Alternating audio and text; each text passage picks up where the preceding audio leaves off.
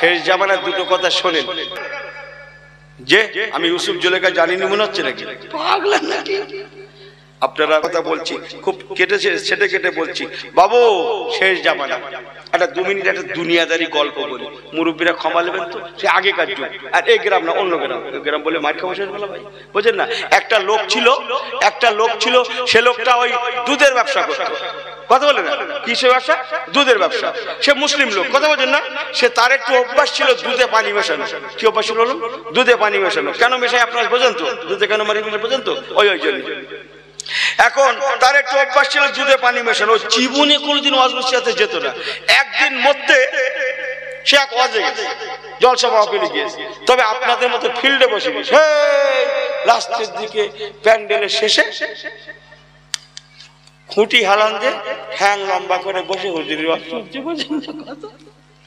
এখন এক হুজুরে কিরকম করে মরে দেখে। এক হুজুরে ওয়াজ করছে সেদিন, কিরকম আল্লাহর হুকুম। ও ঘোষণা দুধে পানি মেশায়, বোঝে না কথা? মুসলিম লোক এক হুজুরে ওয়াজ করছে, বাবারা খবরদার দুধে পানি মেশাবে না, দুধে পানি মেশানো পাপ। ও হাফ হাফ ঘুমোচ্ছিল, সেই দুধওয়ালা বোঝেন না, ওর ঘুম ভেঙে গেছে, ওর অস্ত কেটে গেছে। হুজুর কি ওয়াজ করছে? বাবারা খবরদার দুধে পানি মেশাবে না, দুধে পানি মেশানো পাপ। কি বলেছে? সবাই বলে কি বললো? ওর অস্ত্র খেটে গেছে। আবার হুজুর ওয়াজ করছে, বাবারা খবরদার দুধে পানি মেশাবে না, দুধে পানি মেশানো মহাপাপ। কি বলেছে? এবার বলছে মহাপাপ।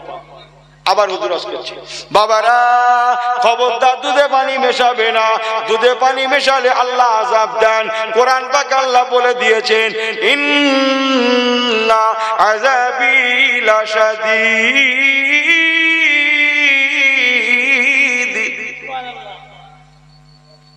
অস্করে মজা আছে মনে হচ্ছে এখানে, আমরা বুঝিনি। চলো আমার সঙ্গে কচিরা, চলো চলো আরেক জায়গায় যাচ্ছি, চলো তোমাদের দোয়া সারাত এই কাজ করি। আমি পড়বো, শ্রোতা আওয়াজ দিয়ে উঠবে, তবে সেখানে জলসা জমবে। ওসব আমার দরকার নেই, এসেছি বহুদিন পরে, ওই পর্যন্ত বেশি আমার দরকার নেই। দাওয়াত ফাওয়াত কিচ্ছু বুঝি না আমি। আমার আল্লাহ বাবা কি ওয়াজ করছে? হুজুর ওয়াজ করছে, বাবারা খবরদার দুধে পানি মেশাবে না, দুধে পানি মেশানো কি বলেছিল? একবার বলেছিল পাপ, তারপর কি বলেছে? মহাপাপ। তারপর কি বলছে জানেন? আল্লাহ আযাব দেন, বড় কঠিন আযাব। এই বলে সেই হুজুরে দুধে পানি মেশালে কি হয়? পুরো কবরের আযাব, জাহান্নামের আযাব, এটা ওটা সেটা খুব ওয়াজ করে। আর ও বেটা সে খুঁটি হালান দিয়ে শুনছিল, বলছিল না? ও শুনে শুনে ওর একটা মধ্যে ভয় ঢুকে গেছে। কি ঢুকে গেছে? ওর মধ্যে একটা ভয় ঢুকে গেছে। ও তখন মনে মনে ভাবছে, ছেলেগুলোর জন্য এইরকম আযাব আল্লাহ যদি বাঁচিয়ে রাখে, ব্যবসা তো আর বন্ধ করা যাবে না, ডাল ভাত তো জোটাতে হবে। কাল থেকে আল্লাহ যদি বাঁচিয়ে রাখে, কে আর দুধে পানি মেশায়? কাল থেকে আর আমি দুধে পানি মেশাচ্ছি না, মেশাবো না। পাক্কা নিয়ে। কি নিয়ে? এই পাকা বলে পাক্কা নিয়ে। কথা বল, ভাষা বলটাও রাত বেড়ে গেছে বলে পাকা বললে হবে, পাক্কা নিয়ে। কথা বলছে না, পাক্কা নিয়ে। এখন তারপর দিন থেকে ও বসে আছে। এখন দেখা যাচ্ছে অন্যদিন ভাই সেই দুধে পানি মেশাচ্ছে। দুধের ক্যানে পানি আলাদা একটা ক্যানে করলিয়ে বালতি করলিয়ে ফেলে দিত। তারপর দিন থেকে দেখা যাচ্ছে ও কথা রেখেছে, দুধে পানি মেশায় না, কিন্তু পানিতে দুধ মেশাচ্ছে। কি করছে? পানিতে দুধ মেশাচ্ছে। আগে দুধের ক্যানে পানি ঢেলে দিত, তারপর দিন খালি ক্যানে পানি নিয়ে এসে দিয়ে দুধ দিয়ে তাদের দিচ্ছে। তুই কি হলো? হ্যাঁ, দুধি পানিতে লোক দুধি পানি মেশায়, তুমি পানিতে দুধ মেশাচ্ছ? তুই কাল হজে যাসনি? দেবগঙ্গা হুজুর ওয়াজ করেছে শুনিসনি? দুধি পানি মেশানো মহাপাপ। তাই আমি নিয়ত করেছি, আল্লাহ যদি বাঁচিয়ে রাখে, জীবনে কোনোদিন আমি দুধি পানি মেশাবো না। আল্লাহ যদি বাঁচিয়ে রাখে, পানিতে দুধ মেশাবো, পানিতে। এই কথা বোঝেন না, বোঝেন না? আপনারা জানেন না ভাই, দেশে যা হচ্ছে সর্বনাশ নয়, শুধু সাড়ে সর্বনাশ। আকসার লোকের মধ্যে ইমানের নূর। এগুলো খুব সুন্দর খুশবু লাগছে, বলেন হুজুর? এই ফুলগুলো নাকে খুশবু দিচ্ছে না? খুব দেখো তাওয়ার খাই দেবেন কিছুটাকে। আপনাদের নাকে লাগছে? আমার তো লাগছে না। আমার কি নাকটা জ্যাম হয়ে গেল নাকি? ফুল তো কি হচ্ছে? লোক খারাপ বলবে, কমেন্ট শুনলে খারাপ বলবে। পাগলা কোথায় গেলে? চুপ করো। এই কি কথা বলছো? চুপ করো। ফুল তো ऐसी हो के मत चमकाना है, अगर फूल होना हो तुम अगर खुशबूदार फूल भी हो जाना। अक्सर আমরা এমন হয়ে চমকাচ্ছি, লেকিন মত চমকানা। হেভি টুপি, হেভি জামা, হেভি ব্যাপার, লেকিন আকসারের মধ্যে ইমানের নূরের অভাব। ইমান আছে, নূরের অভাব। ইসলাম আছে, মুসলমানিত্বের অভাব। ইমান আছে, খুশবুর অভাব। আল্লাহর কসম, আমাকে ক্ষমা করেন, ভুল বোঝেন না আপনারা, মুরব্বী আল্লাহওয়ালা মানুষ, ऐसे दिन বেশি দিন नहीं रहेगा। কি বলেছিলাম? 40 দিনের মধ্যে আল্লাহ तमाम দুনিয়াটাকে দুটো ভাগে ভাগ করে দিয়ে একদিকে মুনাফিক ফাসিক ফাজের আর একদিকে ঈমানদারের কাফেরা আল্লাহ দাঁড় করাবে। আমি ইউনুস শুরুতে বলেছিলাম, মনে আছে কি আপনাদের? ওদিন খুব সামনে, বেশি দূরে নয়, আমাদের ঘরের দোরগোড়ায় কড়া নাড়ছে। ইয়ার কি পায়, চাল মুসলমানের ঘরে জন্ম নিবি, তুই শুক্রবার একদিন ইচ্ছা মতো যাবি, 2 রাকাত পড়ে আল্লাহ যদি বাঁচিয়ে রাখে 80 দিন আবার হবে, ওসব চলেগা নেই। কসম আল্লাহর, तमाम পৃথিবীতে যা বেঁচে থাকবে সবাই নামাজি হয়ে যাবে। সুবহানাল্লাহ বলবে না নাকি? আমি গল্প করছি বলে মনে হয়। আল্লাহর কসম, দুনিয়া সামনে দিন আসছে খুব সত্তর, যত মানুষ থাকবে সব নামাজি রোজাদার হতে বাধ্য থাকবে। আল্লাহর কসম, 45 ইয়ার, 45টা বছর আল্লাহর শরীয়তের রাজত্ব চলবে। इच्छा मतो वाजेन नामे रास्ता থেকে ঘুরে गो बैक, ये भी चलेगा नहीं। अगर मुसलमान में रहना हो तो पूरा पूरी मुसलमान भी हो जाना। जोरे बोलबेन ना सुबहानाल्लाह। এই কাজ আল্লাহ সমাধা করাবেন হুজুর ঈসা রুহুল্লাহর মাধ্যমে। বলুন জোরে আলহামদুলিল্লাহ। শুনতেন অসুবিধা নেই তো? আমার প্যারা ভাইরা, নবী আমার দুনিয়া থেকে চলে যাবেন।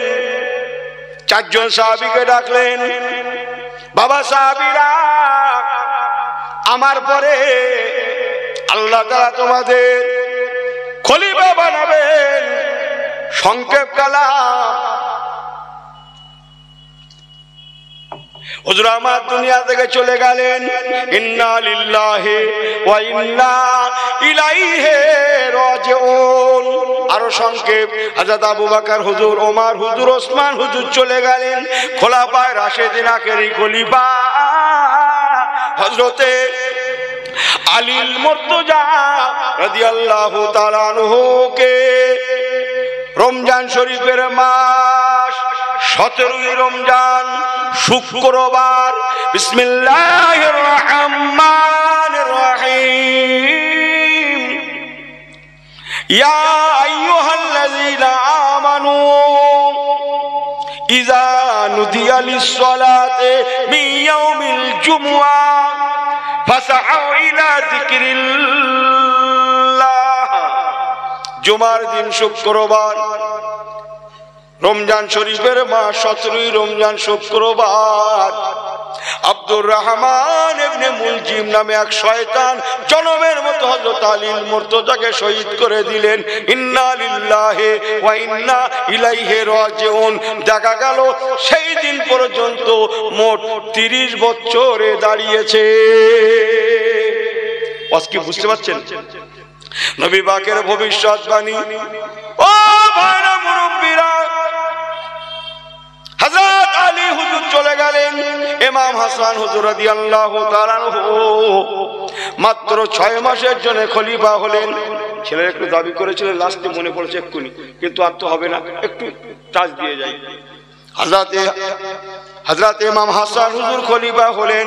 এক সময় হযরত হাসান হুজুর রাদিয়াল্লাহু তাআলা পথের কাটা মনে করে ওনাকে জনমের মতো মুনাফিকেরা দুনিয়া থেকে বিদায় করে দিল। ইন্না লিল্লাহি ওয়া ইন্না ইলাইহি রাজিউন। অনেক কথা, শেষ কথা,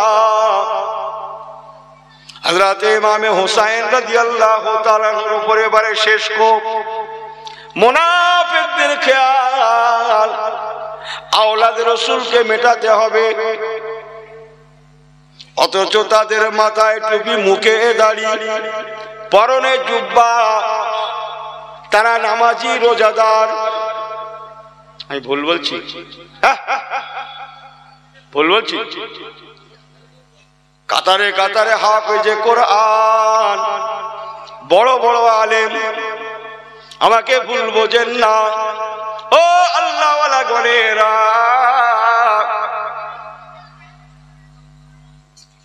এতটুকুন বলে যায়, অন্যথায় বুঝতে অসুবিধা হবে। আমার রাসূলে পাক সরকারে দু আলম 1 তারিখে হযরত আমিরে মুআবিয়া রাদিয়াল্লাহু তাআলা আনহুকে ডেকে বললেন, ও বাবা আমিরে মুআবিয়া। তখন আমিরে মুআবিয়া হুজুর বিয়ে করেননি। এজিদের আব্বা আমিরে মুআবিয়া আমার রাসূলুল্লাহর শালক হতেন, আম্মাজান হযরত হাবিবা রাদিয়াল্লাহু তাআলা আনহার আপন ভাই। আমি বড্ড কেতাবি কথা বলছি, জিজ্ঞেস করেন আলেমদের ঘরে, বড্ড কেতাবি কথা। যে নবী আমার নিজের শালক হযরত আমিরে মুআবিয়াকে ডেকে বলছেন, ও বাবা আমিরে মুআবিয়া। আমিরে মুআবিয়া তখনও বিয়ে করেননি। ও আমিরে মুআবিয়া, ওমা ইয়ানতিকু আনিল হাওয়া ইন হুয়া ইল্লা ওয়াহয়ুহা। আমি নবী আল্লাহর তরফ থেকে জানতে পেরেছি, আমি যেন দেখতে লেগেছি আল্লাহ পাক তোমার বিয়ের পরে তোমার ঘরে এমন একটা ছেলে দেবেন, এমন একটা সন্তান দেবেন, আওলাদ দেবেন। সেই আওলাদের মাধ্যমে আমি রাসূলুল্লাহ আমার খানদান আওলাদের রাসূল ইমাম হাসান ইমাম হুসাইন রাদিয়াল্লাহু তাআলা আনহুমা জনমের মতো শহীদ হয়ে যাবেন। শুনছেন তো? সবাই শুনছেন তো? ঠিক আছেন তো? হযরত আমিরে মুআবিয়া ঝরঝর করে কাঁদতে লাগলেন, ইয়া রাসূলুল্লাহ হাবিবাল্লাহ, হুজুর আর বলবেন না, আর আমাকে কষ্ট দেবেন না, লজ্জা দেবেন না, এত বড় পাপের কাজ। আল্লাহর কসম, আল্লাহ বিল্লাহ তাল্লাহ, আমি আল্লাহর কসম করে আমি আমিরে মুআবিয়া বলছি, আমি বিয়ে করব না। বিয়ে না করলে ছেলেগুলো হয় নাকি? কিছু জানে না বলছে হয় না। জানো কিছু, দুনিয়ার খবর রাখো না, এসব অজুরে সব বলতে পারতিস না বাবু। কটা জানো তোমরা দেশে? জানো যারা ইমামতি করে তাদের কাছে জিজ্ঞেস করো, গোপনে গোপনে কাঁদে। গ্রামের কত ছেলের বেপড়াতে পারে না হুজুর, তো জানো কিছু? গোপনে গোপনে ফোনে ফোনে কাজ হয়ে যাচ্ছে, ফোনে ফোনে কাজ। আরে সর্বনাশ, একটা বিয়ে পড়িয়ে 500 টাকা আয় করে খাবে, শেষ, সেও শেষ করে দিচ্ছে ফোনে ফোনে। কেউ কারুচ্ছে আবার নাকি ফোনে ফোনে তালাক। একজন আমার বলছে, হুজুর ফোনে তালাক হবে? আমি এখন পড়িনি, বলতে পারবো না। ফোনে তালাক হবে কিনা জিজ্ঞেস করছি। তিনি কত বড় পাক্কা সাথে বুঝলেন, ও কাজ সেরেছে ফোনে। যা ভাবছেন তা না। আমার আল্লাহওয়ালা বাবাজিরা, ও নওজোয়ানেরা, নবীর কথা মতলব আল্লাহ পাকের কথা। আমার রাসূলুল্লাহ বলেছিলেন, বাবা আমিরে মুআবিয়া, আমি নবী আল্লাহর হুকুমে তোমাকে যখন বলেছি তুমি লিখে নাও, আমার দিকে ফেরেন, তুমি লিখে নাও, তুমি বিয়ের পরে তুমি বিয়ে করতে বাধ্য হবে। আল্লাহ পাক এমন একটা সন্তান দেবে, আওলাদ দেবে, আমি রাসূলের আওলাদ ইমাম হাসান ইমাম হুসাইন জনমের মতো শহীদ হয়ে যাবে। হযরত আমিরে মুআবিয়া বলেন, আল্লাহর কসম ইয়া রাসূলুল্লাহ ইয়া হাবিবাল্লাহ, আমি বিয়ে করব না, আমার ছেলেগুলো হবে না, আর আপনার আওলাদ শহীদ হবে না। আমার রাসূলুল্লাহ আবার বললেন, বাবা আমিরে মুআবিয়া, তুমি বিয়ে করতে বাধ্য হবে, আল্লাহ পাক তোমাকে আওলাদও দেবে, আর শুহাদায়ে কারবালাও হবে। আমার ইমাম হাসান ইমাম হুসাইন আওলাদের রাসূল শহীদ হবেই হবে। কথা কিছু বুঝছেন? একটু বলি নাকি? বলি, হ্যাঁ শুনছেন তো না? মাশাআল্লাহ। আমার আল্লাহওয়ালা বাবাজিরা, আমিরে মুআবিয়া বড় হয়ে গেলেন, সংক্ষেপ বিয়ের বয়সে পৌঁছালেন। আরে আমির বোঝে না, আমির মানে ধনী। ধনী আরবের একজন প্রখ্যাত ধনী, বিখ্যাত ধনী, বড় ব্যবসায়ী। কিরকম ব্যবসা বলুন তো? আমাদের মতো মনে করছেন ইনিয়ার দোকান করে বছরে 3 বার হালখাতা, 3 বার। যখনই ধান ওঠে মাছ ওঠে হালখাতা লাগায়। এই দোকান না, এ ব্যবসা না, যখন তখন হালখাতা। আমার পেয়ারা আমার আল্লাহওয়ালা গনেরা, ও আমার মুরব্বী বাবাজিরা, হযরত আমিরে মুআবিয়া বিয়ের লায়েক হয়ে গেলেন। ওনার জানা ছিল, আরো অনেকের জানা ছিল, তাই উনি প্রতিজ্ঞা করলেন বিয়ে করব না। কিন্তু আল্লাহ তাআলা, আল্লাহ বলে একজন আছে না নেই? এই কথা বলেন, আছে না নাই? দেখো, হ্যাঁ আল্লাহর হুকুম, আমিরে মুয়াবিয়া হুজুর এমন কঠিন রোগে পড়ে গেলেন, আক্রান্ত হয়ে পড়লেন। বড় বড় ডাক্তার, হেকিম, বৈদ্য, কবিরাজ সেই সময় যারা ছিল দেখানো হতে লাগে, কিন্তু কোনো ক্রিয়া হয় না, কোনো ঔষধ কাজ করে না, মরছেও না, ইন্তেকালও হয় না, বড্ড কষ্টে আছেন। যাকে আমরা বাংলার ভাষায় বলি মওতের সঙ্গে লড়ছেন, যদিও কথাটা বলা চলে না, উনি বড্ড কষ্ট পাচ্ছেন। বড় বড় ডাক্তারদের অভিমত, এই ছেলেটা যদি বাঁচাতে হয়, এই ছেলেটাকে যদি বাঁচাতে হয়, এই ছেলেটাকে বিয়ে দিতে হবে, বিয়ে দিলে পরে আল্লাহ ভালো করলেও করে দিতে পারেন। বড় বড় ডাক্তারদের অভিমত। দেখছেন লাইন কিভাবে ঘোরে। হালাল মালের যদি তবিল হারায়, হালাল তবিল বোঝেন? হ্যাঁ, টাকা তহবিল বোঝেন না? হালাল পয়সা যদি তহবিল হারায়, যেখানে হোঁচট খায় সেখানে সামনে পাওয়া যায়।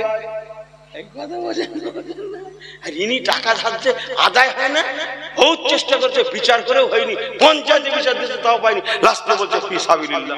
আল্লাহ বলছি আর এক পাকা শয়তান। এই ফি সাবিলিল্লাহ তো আগে কথা ছিল, আগে কথা ছিল ফি সাবিলিল্লাহ, ইয়ার কি পায়? উলামাকে বোঝেন না, দুটো কথা ঘরে নিয়ে যান। হযরত আমিরে মুয়াবিয়া রাদিয়াল্লাহু তাআলা আনহু